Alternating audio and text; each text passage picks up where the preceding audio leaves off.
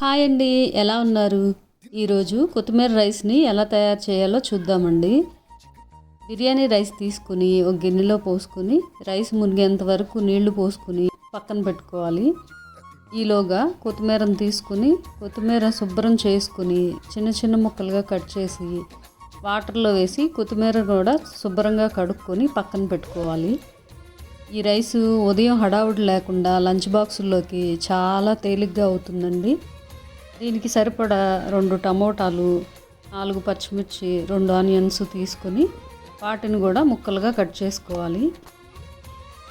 ముక్కలు కట్ చేసుకున్న తర్వాత కొత్తిమీరని ఒక మిక్సీ గిన్నెలో తీసుకొని మిక్సీ పట్టుకోవాలి. ఇప్పుడు రైస్కి తగినంత సోంపు, చెక్క, లవంగాలు, యాలకులు, మసాలా దినుసులు, కొంచెం కరివేపాకు, మెంతులు తీసుకొని పక్కన పెట్టుకోవాలి. ఈలోగా స్టవ్ వెలిగించుకొని ఒక మట్టి కుండను పెట్టుకొని కొంచెం నూనె, కొంచెం నెయ్యి వేసి ముందుగా పక్కకు తీసిన మసాలా దినుసులన్నీ వేసి వేయించుకోవాలి. అవి వేగిన తర్వాత 2 ఎండుమిర్చి కూడా వేయాలి. ఎండుమిర్చి వేగేలోగా ఆనియన్స్ వేసి అవి కొద్దిగా ఫ్రై అయ్యాక టమోటాలు, పచ్చిమిర్చి ముక్కలు కూడా వేసి బాగా ఫ్రై అవనివ్వాలి. ఇవి ఫ్రై అవుతుండగానే ఒక స్పూను షుగర్ కూడా వేసి బాగా ఫ్రై చేసుకోవాలి. షుగర్ వేయడం వల్ల టేస్ట్ చాలా బాగుంటుంది. ఒకసారి మీరు కూడా ట్రై చేయండి.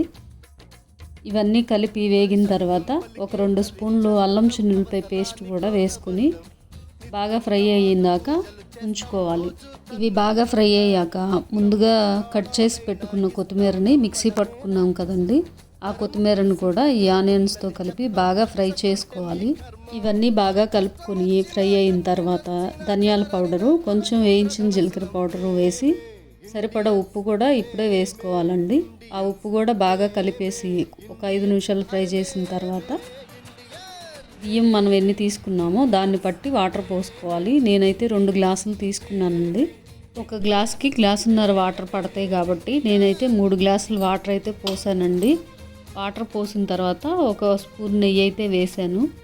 నెయ్యి కూడా వేసాక మరుగుతున్న నీళ్ళల్లో ముందుగా నానబెట్టుకున్న రైస్ వేసి బాగా కలిపి ఒక 20 నిమిషాల పాటు హైలో ఉడికిన తర్వాత ఒక 10 నిమిషాలు సిమ్లో పెట్టుకొని ఉంచుకోవాలండి.